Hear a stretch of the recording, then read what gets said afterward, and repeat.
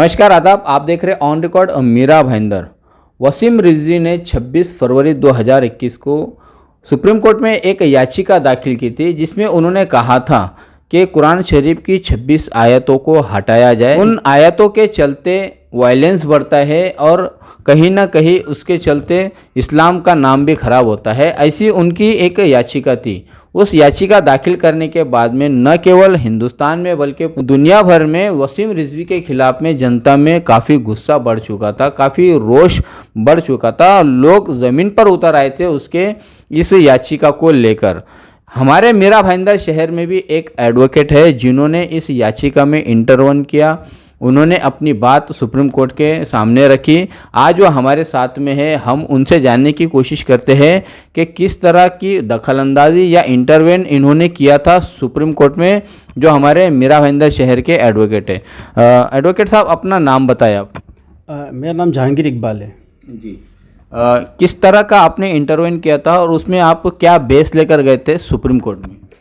वसीम रिजवी की याचिका को हमने चैलेंज किया था सुप्रीम कोर्ट में, और हमारा जो बेस था वो ये था कि सुप्रीम कोर्ट के पास जो पहला तो जुरिस्डिक्शन नहीं है इस तरह की पिटिशन को एंटरटेन करने के लिए। दूसरी बात, याचिका में सुप्रीम कोर्ट ने ये आरोप लगाया था कि हमारे 3 पहले खलीफा थे, उन्होंने जो है अपने हिसाब से कुरान शरीफ को में तब्दीलियाँ करी और 26 आयतों को ऐड किया है।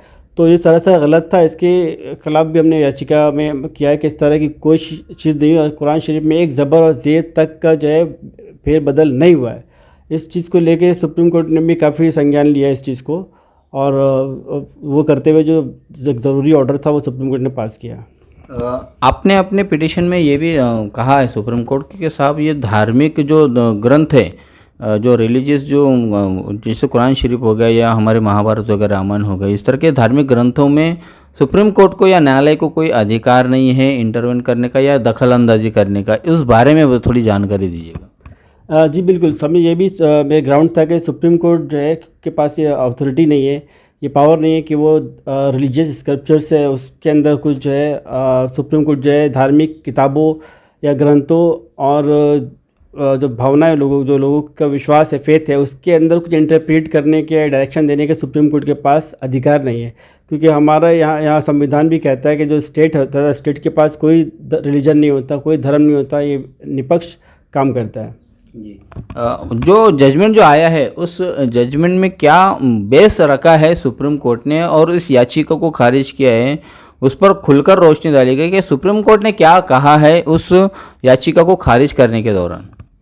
सुप्रीम कोर्ट ने एक तरह का गुस्सा दिखाया है इस याचिकाकर्ता पे, और भड़कते हुए उससे ये बात माना है कि पिटिशन जो है ये एक बेबुनियाद पिटिशन है, इसकी कोई ज़रूरत नहीं थी और इससे कुछ पब्लिक पर्पस भी सर्व नहीं होता है, इसकी कोई अहमियत नहीं है।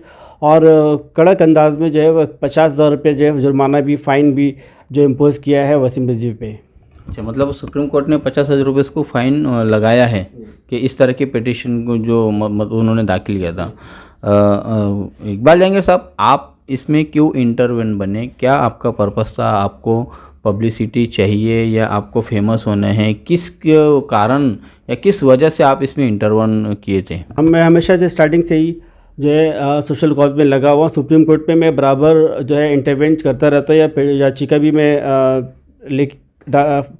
फाइल करता रहता हूँ। लोगों वसीम रिजवी की जो न्यूज़ मार्केट में है उसके बाद बहुत सारे लोगों ने अप्रोच किया, मुझसे बात किया, डिस्कस किया, फ़ोन कर रहे थे कि इस तरह की चीज़ हो रही है। तो मुझे भी बहुत सारे लोगों के ज़रिए पता चला, तो मैं उस चीज़ पे मैं काम करना स्टार्ट किया। तब मुझे लगा कि नहीं, उसके पिटिशन जो है बेबुनियाद और सुप्रीम कोर्ट में वो सर्वाइव नहीं होना चाहिए, और मैं अपना एक फ़र्ज़ समझा कि इस तरह की जो घटिया चीज़ें घटिया लोग कर रहे हैं और चीप पब्लिसिटी के लिए, या अपने आप को जो है किसी चीज़ से बचाने के लिए, क्योंकि वसीम रिजवी के ख़िलाफ़ पहले से ही बहुत सारी चीज़ों में जो है मुकदमा चल रहा है और ईडी और सीबीआई वगैरह काफ़ी जांच हो रही बहुत सारी चीज़ों में।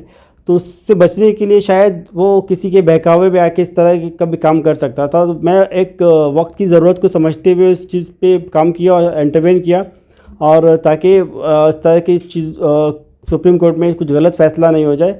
और मैं भी एक मुसलमान हूँ, मेरी धार्मिक भावनाओं को भी ठेस पहुँचा, और मैं उस पर भी जो है इस काम किया, और लोगों को जो है हर सारे मुसलमान या हर तरह के लोग जो है सुप्रीम कोर्ट तो पहुंच नहीं सकते। मैं मेरे एक प्रिविलेज है मेरे पास कि मैं वकील हूँ और सुप्रीम कोर्ट में भी जाता हूँ।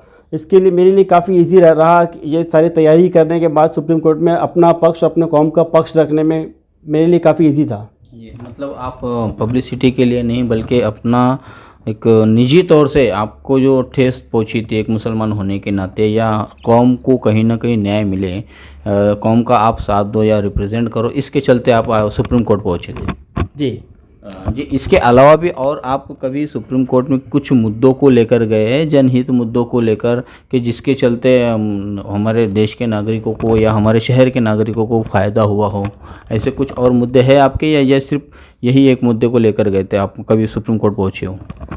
मैं सुप्रीम कोर्ट की मेरी जर्नी 2019 से स्टार्ट हुई और तब से काफ़ी रेगुलर है, हमेशा है। पहले मेरी जो CA NRC से स्टार्ट हुई, मैं CA NRC में खुद याचिका करता था और मैं खुद कपिल सिब्बल के साथ सुप्रीम कोर्ट में अपीयर भी हुआ हूँ हियरिंग में। दूसरी बात, उसके बाद जो माइग्रेंट वर्कर्स का इशू आया जब लॉकडाउन में, तो उस दौरान भी मैं एक सुप्रीम कोर्ट में जो है याचिका फाइल किया और उस पर भी एक काफ़ी अच्छा ऑर्डर आया है सुप्रीम कोर्ट का, जिसके बाद सुप्रीम कोर्ट ने डायरेक्शन दिया सेंट्रल गवर्नमेंट और स्टेट गवर्नमेंट को, और जो बस सर्विसेज वगैरह जो स्टार्ट हुई और लोगों को खाना और लोगों के जो मंजिल पे लोग छोड़ा गया, सर्विस बस पहुंचाया उनको उनके घर तक, तो ये काफ़ी अच्छा एक ऑर्डर मिला था उसमें भी मुझे।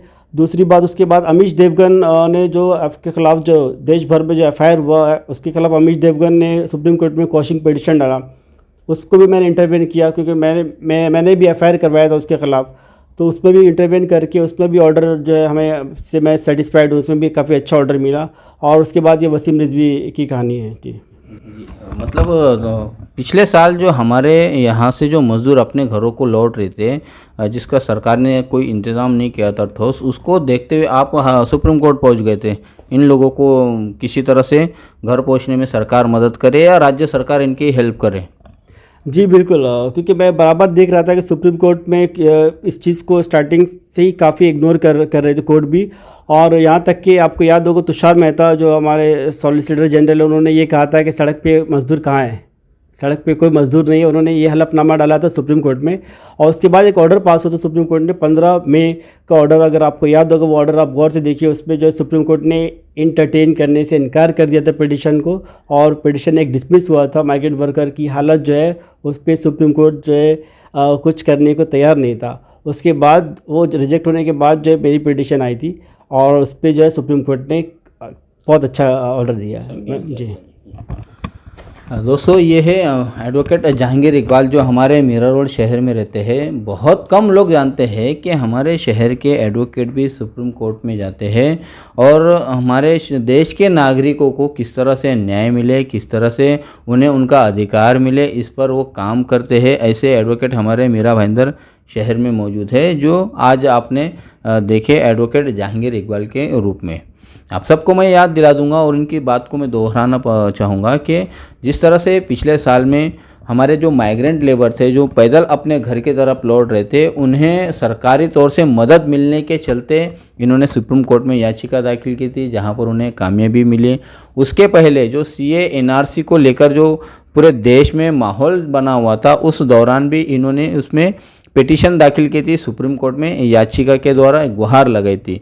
इसके अलावा जो अमीश देवगन जो मीडिया एंकर है न्यूज़ 18 का, शायद उसने ख्वाजा गरीबुद्दीन नवाज़ की शान में गुस्ताखी की थी, तो उसके खिलाफ में पूरे देश भर में मामले दाखिल हुए थे। और हमारे मीरा रोड के नया नगर पुलिस थाने में भी एडवोकेट जहांगीर इकबाल शिकायतकर्ता बने थे। उन्होंने अमीश देवगन के खिलाफ में मामला दर्ज किया है, जिसकी सुनवाई और उस मामले की जांच पड़ताल अब कोर्ट के ऑर्डर पे अजमेर में चल रही है, जिसमें ये एक शिकायत करता है और ये बराबर वहां पर अपनी हाजिरी देते हैं। कल जो जजमेंट आया है, उस जजमेंट में जो पिटिशनर था वसीम रिजवी, उसकी पिटिशन को खारिज करने के लिए 4 लोगों ने सुप्रीम कोर्ट में इंटरवेन किया था, जिसमें से एक एडवोकेट जहांगीर इकबाल भी है, जो हमारे मीरा रोड के हैं। कल उसमें जो जजमेंट आया है, उसके चलते मुसलमानों में खुशी की लहर पाई जा रही है और इसका सेहरा कहीं ना कहीं एडवोकेट जहांगीर इकबाल को भी जाना चाहिए, ऐसा हम मानते हैं। भविष्य में सुप्रीम कोर्ट को लेकर हमारे मीरा भाईंदर शहर की